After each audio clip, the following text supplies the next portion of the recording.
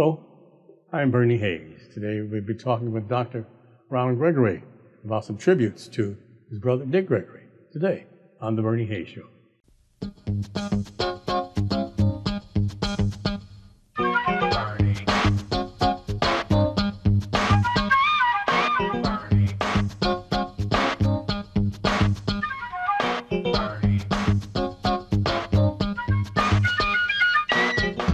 And welcome back. I'm Bernie Hayes. My guest is Dr. Ron Gregory. Dr. Gregory, how are you, sir?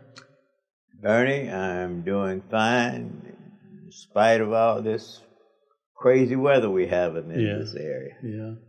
The New Millennium Group, what is that?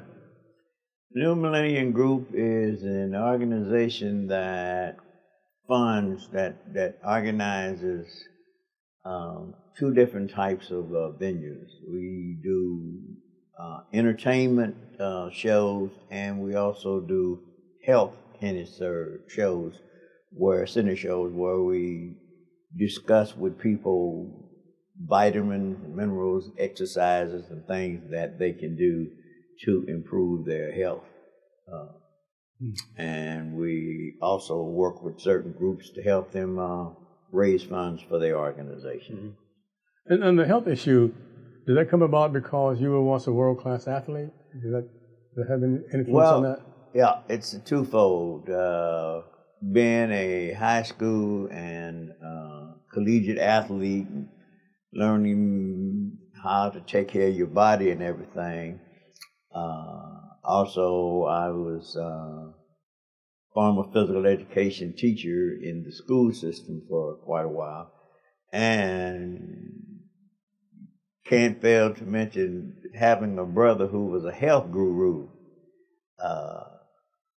helped out and dealing with things that you needed to do to make yourself, keep yourself healthy. And you were a distributor for the Bahamian Diet at one time, were you not? I didn't hear that. You were a distributor for the Bahamian Diet, Dick Gregory's Bahamian Diet. Yeah, I was worked with him, one of the distributors, and that was a program that just overwhelmed me. The health benefits of that product, and a lot of people did not realize what was in that diet program. It was something fantastic. Yeah, the Bahamian Diet. Ron, you and I recently spoke about two movies that we'd seen. One you had never known that Dick was in, and the other one is still, both of them are still very, very popular on YouTube and also on other outlets. One was showing that how he was so instrumental, how he actually forged forth the messages through comedy of civil disobedience, righteousness, right and wrong, and the civil discourse. Did you think that he knew that he was going to create social change through comedy?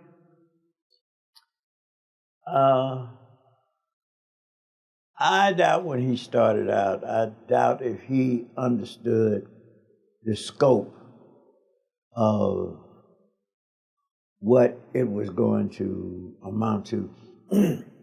A lot of people don't realize, they think Dick just got to be an activist after he became an international star in comedy, but Dick was an activist when he was in high school, when he realized that the injustice that black folks were subjected to. He found that out when he was running track in high school, and he was a world-class high school distance runner in the mile and in cross country. And he would notice that on a particular day of a track meet, he would run a race, and his time might be anywhere from 5 to 10 minutes faster than some of the white runners that the press was covering. then the next day he would read about these kids and what they did, but he wouldn't be reading about his accomplishments, and it might have been 5, 10, 15 seconds faster. So when he inquired why nothing was being said about his accomplishments, he was told that the press did not cover the meets, the African American meets, only the meets of white kids. So then he decided, well, if the only way he could get coverage is that he would have to be running in these meets.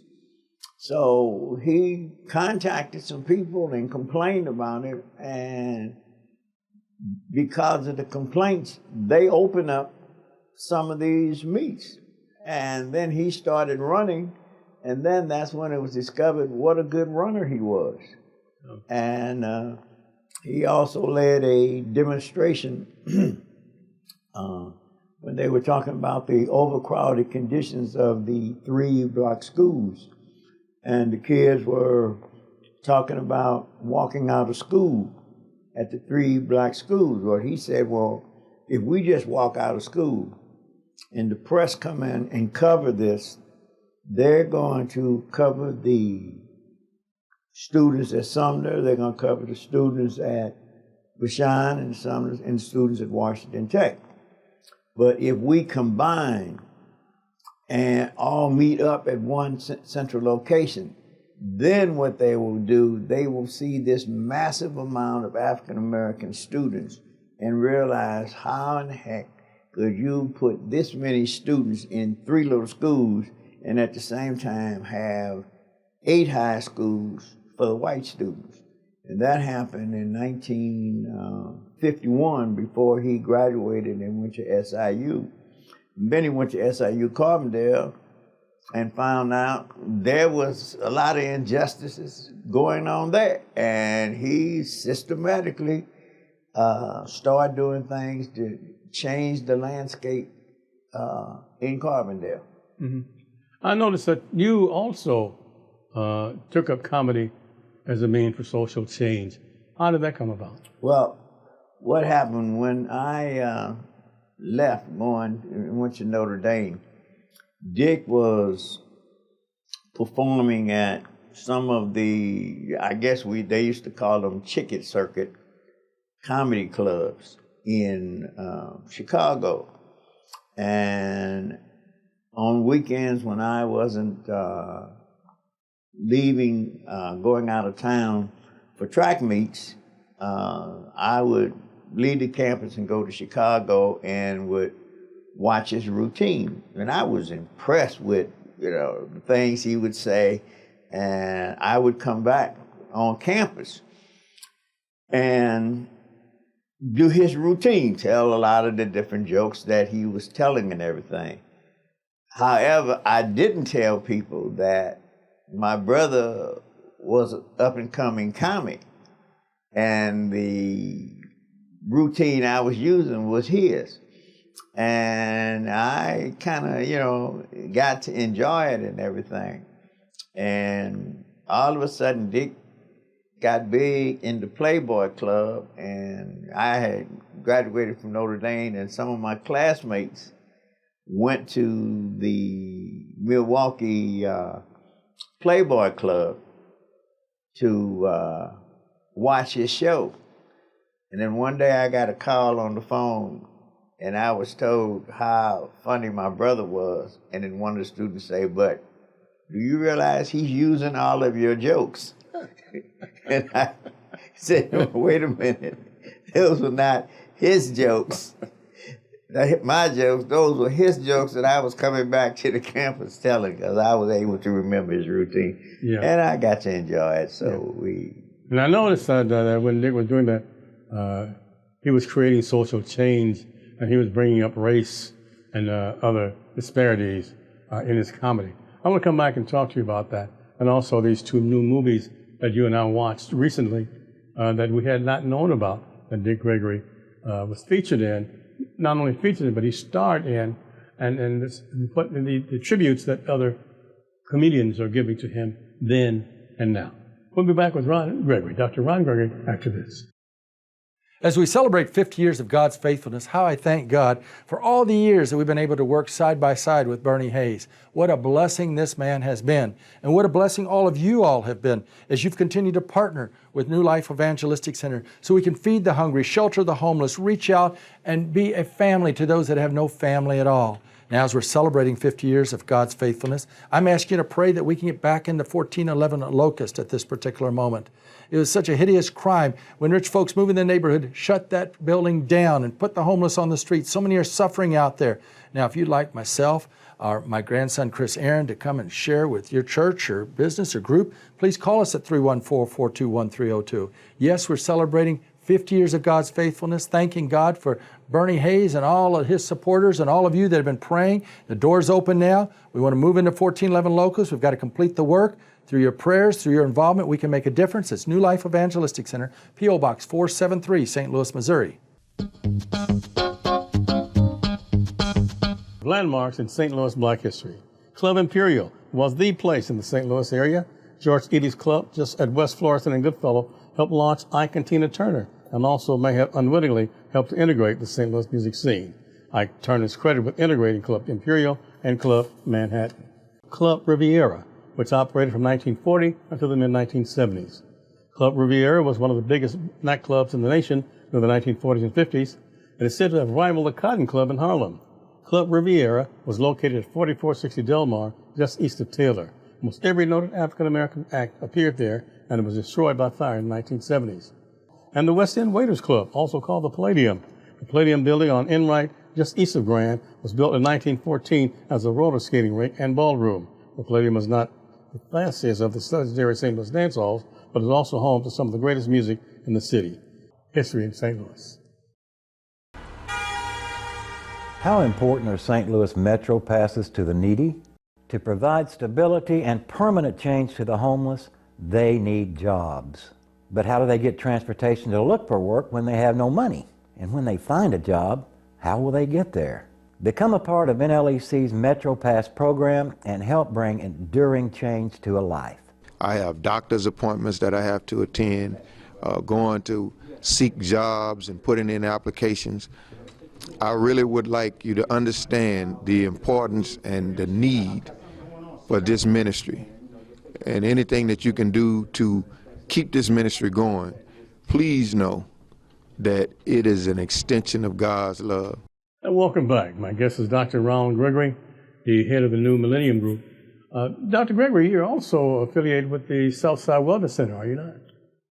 Yeah, I'm working with a young lady by the name of Ollie Stewart, who has had a fantastic program over at Southside Wellness Senior Center, and it's one of the senior centers where my wife and I participate in. And also, I'm the chairman of the board. Ollie Stewart has been dealing with this field for years, 40, 50 years now. And because she realized the need for senior citizens and the fact that they need advocates to push for the programs, because if you don't do that, these people will get left behind. It's almost like an invisible group of people, but they're a powerful group because they vote. They're a powerful group because they spend money. And as a result of it, her feeling is when you are a group like that and you do things like that, you need to be heard and you need a platform. And she created that type of venue for them, helping them take care of their needs.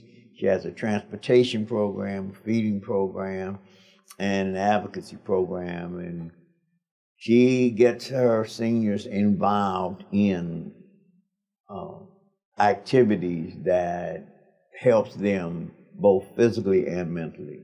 I spoke to her recently, and she was just returning from taking 3 busloads of seniors to vote. So I know she's she's an activist as you are. And I was asking the way that you talk about social change in your comedy routines, and also the things that you do through the New Millennium Group. And I also want to talk about the bench that recently you dedicated to your brother Dick. But it was just amazing, the different comedians who are active now and who came along in the early 60s, who gave Dick Gregory all of the credit for allowing them to be what they are now. Were you surprised at that? I wasn't surprised today because, you know, I realized that all the stuff he's done. I'm surprised that they came to the forefront and put together these documentaries to spotlight his accomplishments.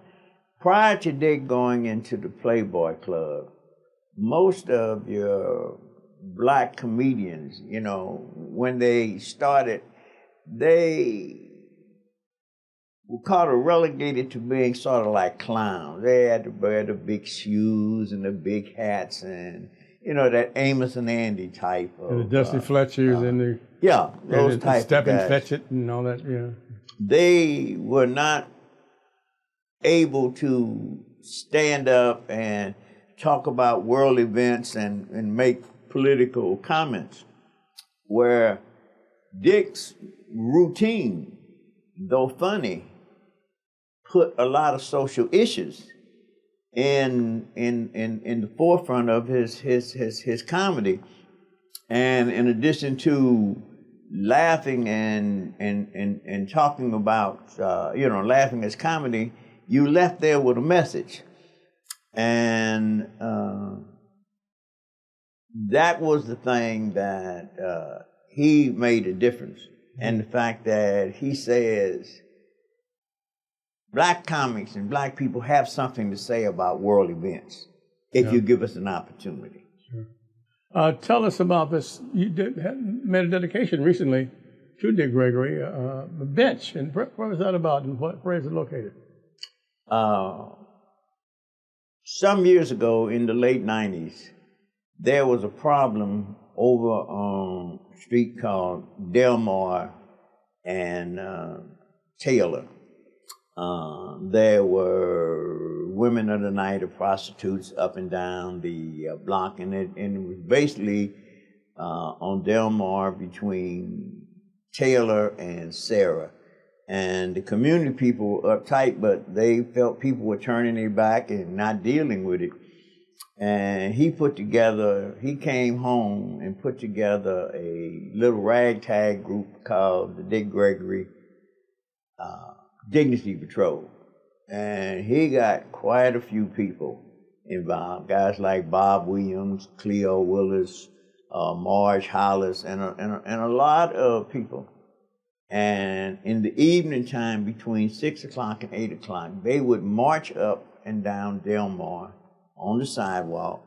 Between the west end was Taylor and the east end was Sarah. And they marched up and down talking about straightening out this condition.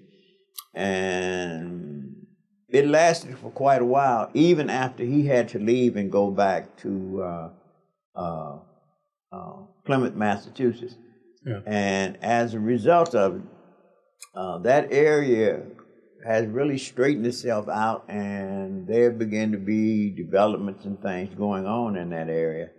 So I said that this particular thing that he did was kind of forgotten, and we needed a type of memorial, small memorial, to talk about what happened in that area. And we developed what we call the Dick Gregory Memorial Bench.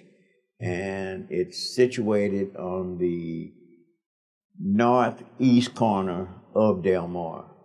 I think we have a picture of that, don't we? Yeah. I think there's a picture of it. So it's on Delmar and Taylor, northeast corner. Yeah. Yeah, I think Bob has a picture of that perhaps he can show us of the bench itself. Right. that I noticed there's 4 pictures of Dick Gregory on the bench. Yeah. And it was supposed to be formally dedicated on Memorial Day Monday, which was May the 30th. Yeah. We were having a wine sip fundraiser the Saturday, the 28th, and then the dedication on the 30th. Well, what happened is that COVID came in and said, no, y'all not going to do anything because it's our time to spotlight. Yeah. And my wife and I ended up being tested positive. So we had to call off the wine sip and the dedication. Well, later on in June, we were able to put the wine sip back together again, but we had not formally dedicated the bench. Okay. Perhaps Bob can put that picture up that he took earlier. Yeah. What we're getting ready to do now is on the 19th of August, just about 5 years ago, was when Dick passed. So we have decided to formally dedicate the bench this year. I think it's a Thursday, August the 19th. And we're going to have the formal dedication of that bench then. Okay. All right, Dr. Ron Gregory is our guest. And we're here at the New Life Evangelistic Center. Reverend Larry Rice has been here for 50 years, not at this location, but from 1411 Locust Street to here, serving your needs and needs of the community. And we hope that you'll continue to support Reverend Larry Rice. We'll be back with Dr. Ron Gregory after this. The Bernie Hayes program is produced at NLEC TV right here at 2428 Woodson Road in Overland, Missouri. It's our new headquarters since they closed the 1411 Locust building. We're working to get back into that building. In addition to that, trying to help so many people through a wide variety of safe houses, training programs, transportation assistance, so many ways people are getting help because of all of you that are supporting the work of New Life Evangelistic Center. Now, if you'll send a gift of $25 or more, we want to send you this special, the Bernie Hayes Show cup. And we're giving that to people. It's just a way of saying thank you. So when you send your gift, request a cup. We'll be happy to get it off to you. It's New Life Evangelistic Center, P.O. Box 473, St. Louis, Missouri. That's 63166. You can give online at nlecstl.org. Now I'm really asking all of you to join us in praying. The needs are so phenomenal at this particular time. So many hurting and homeless people are contacting us daily, but we're able to help them because of each one of you that are praying, caring, and sharing at this time. Tell your families and friends about NLEC TV and get directly involved yourself. There are so many women and children experiencing homelessness in the United States and throughout the world. You can be a part of the difference today by partnering alongside New Life Evangelistic Center and the work that they're doing to save women and children's lives who are experiencing homelessness. In St. Louis, we have safe houses where women are able to find the rest that they need and the job, training, and transitioning from going from homelessness to housed. You can make a difference by partnering with us financially today. Another way you can help is the women and children in India who are experiencing brokenness and hurt and pain. Donate to New Life today to make a huge difference in their lives. There are so many people who are hurting, but you can make a difference in the life of the individual today by partnering alongside New Life Evangelistic Center. And welcome back. I'm Bernie Hayes. My guest is Dr. Ronald Gregory. Dr. Gregory, we want to see that the photograph that are on that bench on Taylor and Delmar. It says Dick Gregory Remembered. So these are some photographs of Dick. Is that correct? Yeah, that's basically the pictures that was used to make the backdrop of the bench. And we've gotten a tremendous amount of positive comments about people who pass the area and see that bench there. And they just thought it was, uplifting that it would be there, and it says Dick Gregory Remembered. And like I say, the formal dedication of the bench will be August, I think it's on a Thursday, August the 19th in the afternoon. And we will be sending out press releases and flyers and things out to get people to come and help us formally dedicate the bench and release balloons and things like that. You mentioned that his death was about 5 years ago.